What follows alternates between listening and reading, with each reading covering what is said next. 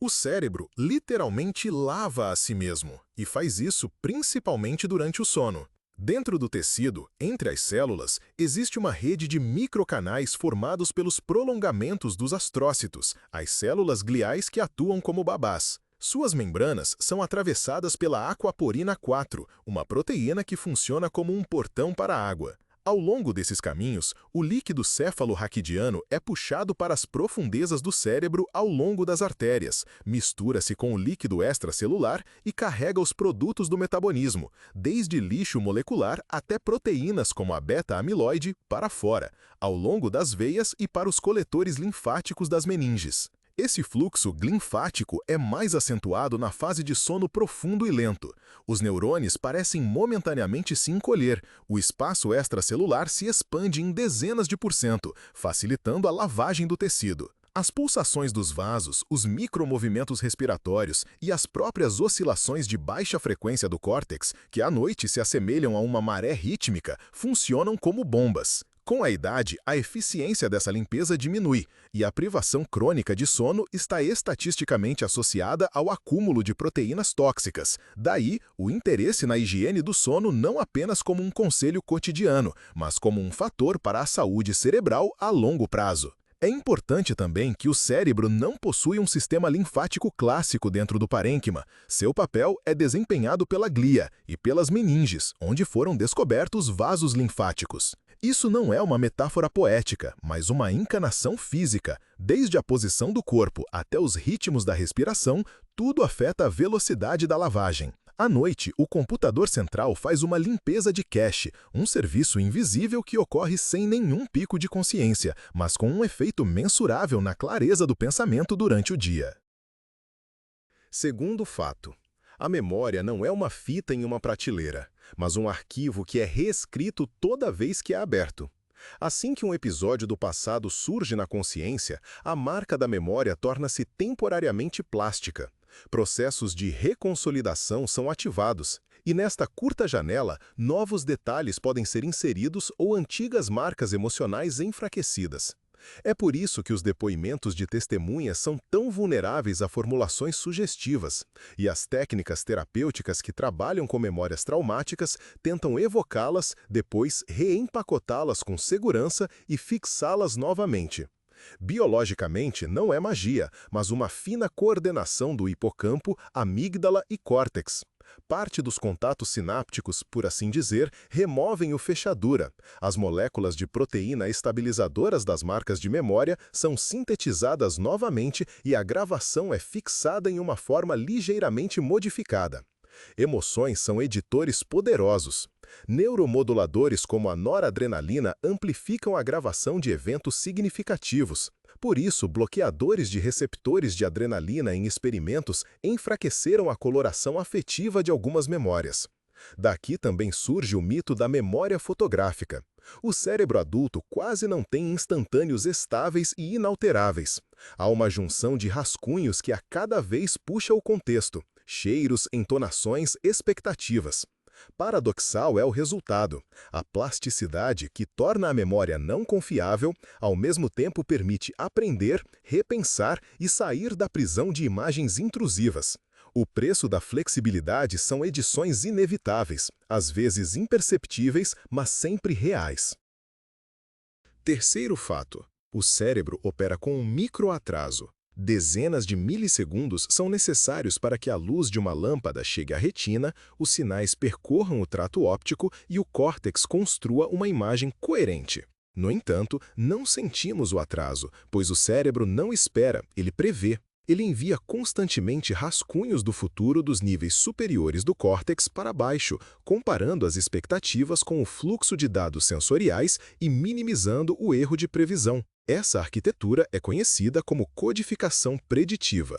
Quando realizamos movimentos oculares bruscos, sacadas, ocorrem várias dessas sacudidas a cada segundo. O sistema visual suprime temporariamente a sensibilidade, supressão sacádica. E, em paralelo, uma cópia do comando motor, descarga colateral, alerta as áreas visuais sobre o deslocamento iminente da cena. O resultado é uma imagem estável em vez de um quadro com faixas borradas. Em outro truque, o cérebro une eventos que caem em uma curta janela de ligação, de cerca de 100 milissegundos. O som e a imagem começam a aparecer simultâneos, embora tenham chegado em momentos diferentes. Por isso, um mágico, ao estalar os dedos, desloca facilmente nossa percepção do momento. Ilusões como o flash lag mostram que o sistema não apenas persegue a realidade, mas extrapola antecipadamente as trajetórias de objetos em movimento. Caso contrário, erraríamos constantemente ao pegar uma bola. Até mesmo as expectativas semânticas funcionam como um navegador. O cérebro completa frases com ruído, desenha as terminações das palavras e antecipa a próxima nota em uma melodia. Esse adiantamento constante proporciona velocidade, mas às vezes resulta em fantasmas. Ouvimos o que não aconteceu, vemos um mundo estável onde os sensores tremem e tomamos uma substituição cuidadosa por percepção pura. A conclusão é prosaica e surpreendente. O momento presente é uma versão meticulosamente montada do passado recente, ajustada à previsão do futuro próximo. O quarto fato é que metade da capacidade oculta do cérebro não são os neurônios, mas sim a sua sombra de células gliais que antes eram consideradas um mero suporte passivo. As estimativas atuais indicam que o cérebro humano possui cerca de 86 bilhões de neurônios e um número comparável de células gliais. E essas células gliais realizam funções essenciais para que o pensamento não se desintegre. Os astrócitos, com seus finos apêndices, envolvem as sinapses formando um contato tripartite, pré-sinapse, pós-sinapse e o próprio astrócito. Suas ondas de cálcio e a liberação de moléculas mediadoras de ATP a D-serina regulam a transmissão do sinal como um engenheiro de som invisível que ajusta o volume. Quando a rede neural funciona de forma descontrolada, os astrócitos fornecem combustível aos neurônios, processam a glicose em lactato e, em picos de atividade, alimentam as sinapses com ele. O lactato, nesse processo, também atua como um marcador que inicia cascatas de plasticidade, cimentando assim os rastros da memória. A microglia, a força especial imunológica e escultora das conexões, remove sinapses excessivas durante o desenvolvimento e o aprendizado, seguindo etiquetas moleculares do complemento, abrindo espaço para circuitos desejados. Em caso de inflamação crônica, esse mesmo mecanismo pode falhar e prejudicar a seletividade. Os oligodendrócitos, ao criarem o isolamento de mielina, controlam não apenas a velocidade, mas também a sincronização. As vias ativas recebem um enrolamento adicional e os impulsos chegam exatamente a tempo de se combinarem em uma fase coral, a base para ritmos claros e temporização precisa, por exemplo, na cóclea auditiva e no hipocampo. O mito dos neurônios solistas desmorona. Sem a glia, a energia não funciona, a sensibilidade não se ajusta e os erros de fiação não são corrigidos. Até mesmo o nosso serviço cerebral noturno, do equilíbrio iônico à limpeza do espaço extracelular, é em grande parte dirigido pela glia, que passou de um papel secundário a um dos principais protagonistas da cena neurológica. Quinto fato. O cérebro é o asceta mais pródigo do corpo.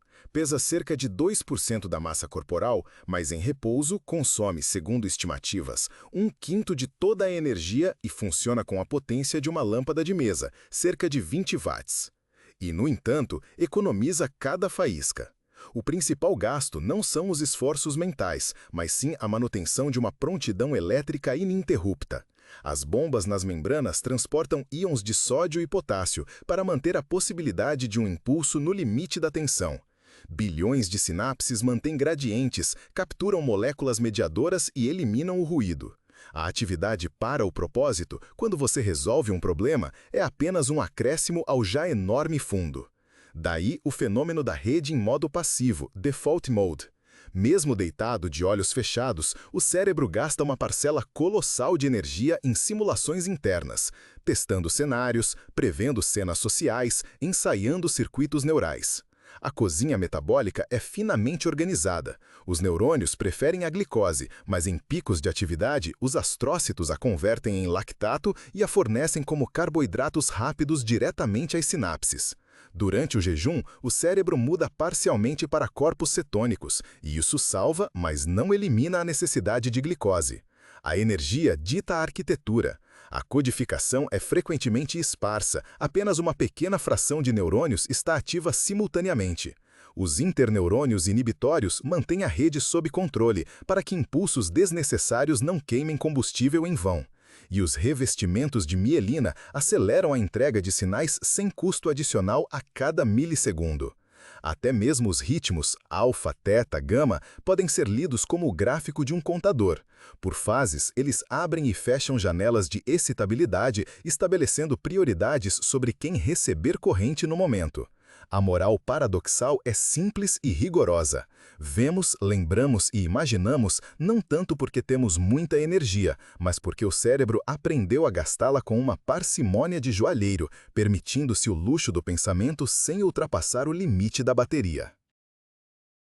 O sexto fato. A lenda do neurônio da avó zombava da simplicidade. Supostamente, existia uma única célula responsável apenas pelo rosto da própria avó. A realidade mostrou-se mais sutil e interessante.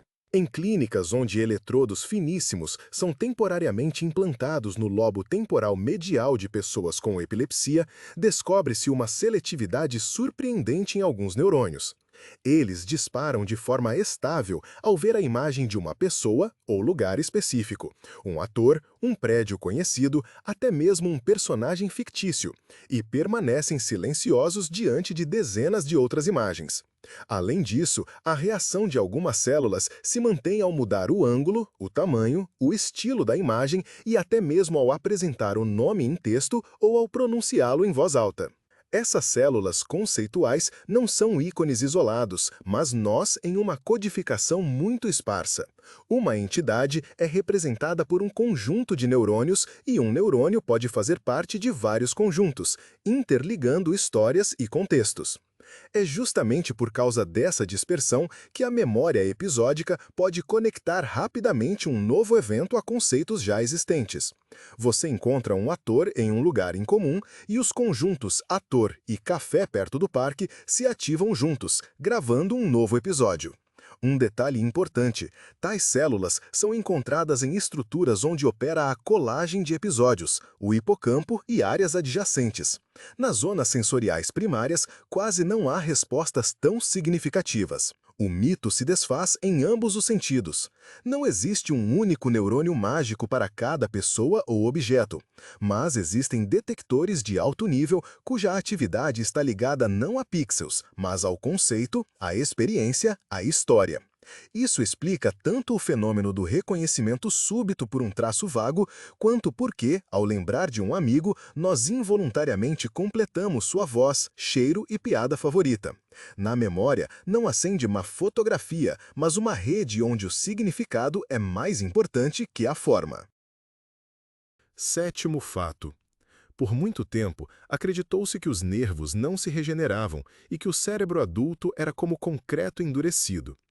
No entanto, em uma de suas zonas importantes, a circunvolução denteada do hipocampo, ele parece continuar a semear silenciosamente novas células mesmo após a maturidade. Sua fonte são precursores semelhantes às células-tronco na zona subgranular. Eles se dividem, geram neuroblastos, estes estendem dendritos ao longo de semanas, aprendem a escutar os ritmos teta e gama e estabelecem contatos axonais com o campo CA3. Inicialmente, esses novatos são extraordinariamente plásticos. Seu limiar de excitação é mais baixo e suas janelas de aprendizado são mais amplas, como se o cérebro lhes ministrasse um curso acelerado de integração. O significado funcional está associado à separação do semelhante. Quando dois episódios são quase indistinguíveis, o estacionamento de ontem e hoje, são esses jovens neurônios que ajudam a distinguir as memórias, impedindo que se misturem. Em experimentos com animais, correr, um ambiente enriquecido e até mesmo o ritmo pulsante de novas impressões aumentam a neurogênese. O estresse crônico e o excesso de cortisol a suprimem. Antidepressivos, em alguns esquemas, pelo contrário, impulsionavam o crescimento e a sobrevivência das células recém-nascidas, o que era associado a um efeito clínico retardado. Em humanos, o quadro é mais complexo e controverso. Estudos pós-mortem apresentam resultados divergentes. De a neurogênese diminui com a maturidade, a persiste mesmo na velhice, embora modesta. Portanto, é preciso cautela com os números. Existem estimativas de centenas de células por dia para o hipocampo, mas são ordens de grandeza, não marcas em uma régua. No bulbo olfatório, onde em roedores ocorre uma troca vigorosa, em humanos o fenômeno é muito mais contido.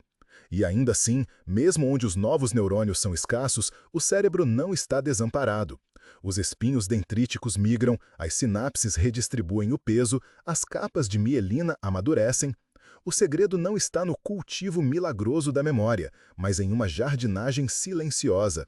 Os tecidos sabem como renovar suas ferramentas para que a rede não perca a capacidade de distinguir o ontem do hoje.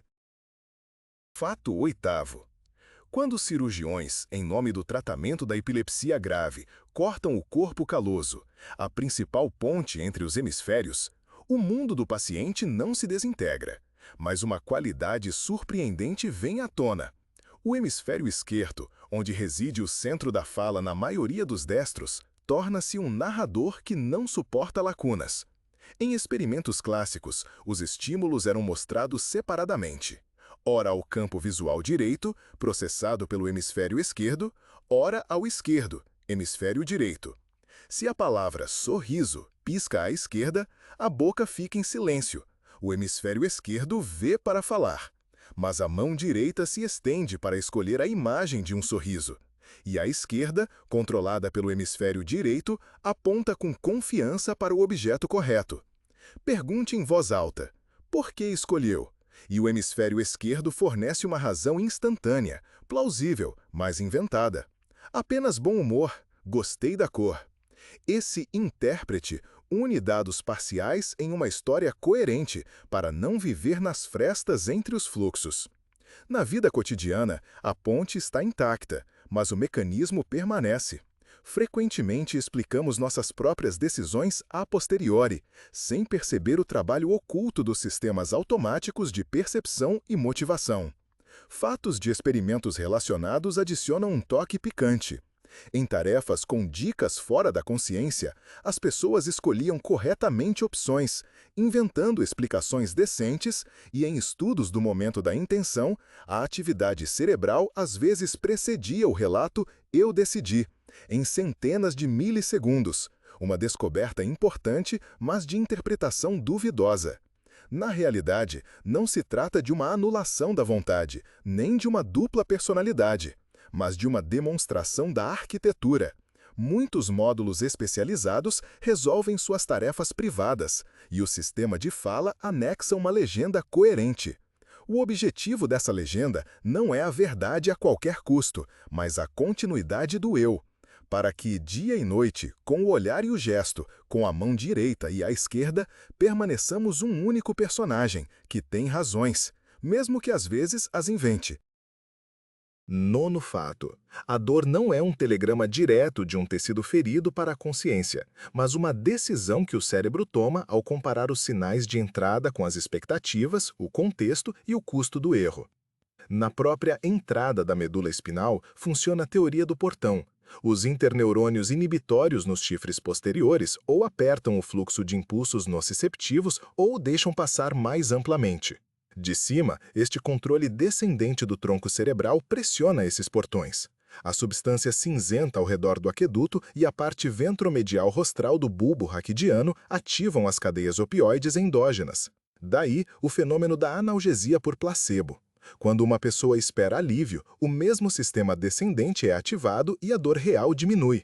A administração de naloxona, um antagonista opioide, alivia parcialmente esse efeito, indicando diretamente a participação das endorfinas.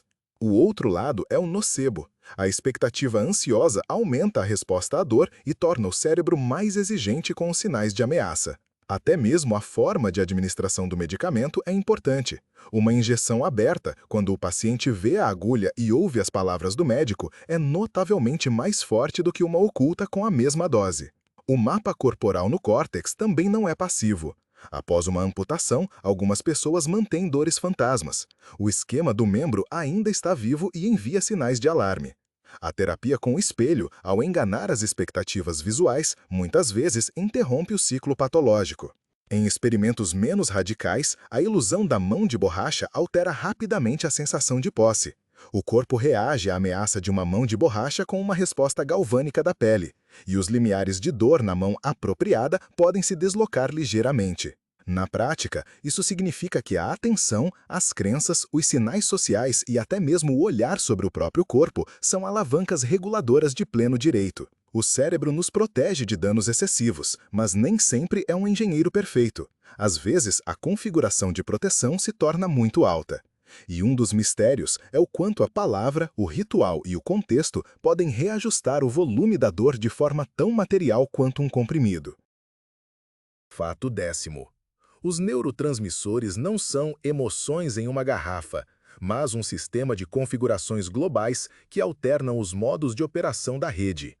A dopamina, ao contrário da fala popular sobre hormônio do prazer, nas vias-chave codifica mais o erro de previsão de recompensa. Um sucesso inesperado causa um breve pico. Com o tempo, o pico se desloca para um sinal antecipatório, e a ausência do prêmio esperado é um fracasso de atividade. Sobre essa matemática vivem as máquinas caça-níqueis de recompensa variável e muitos sistemas de incentivo digitais.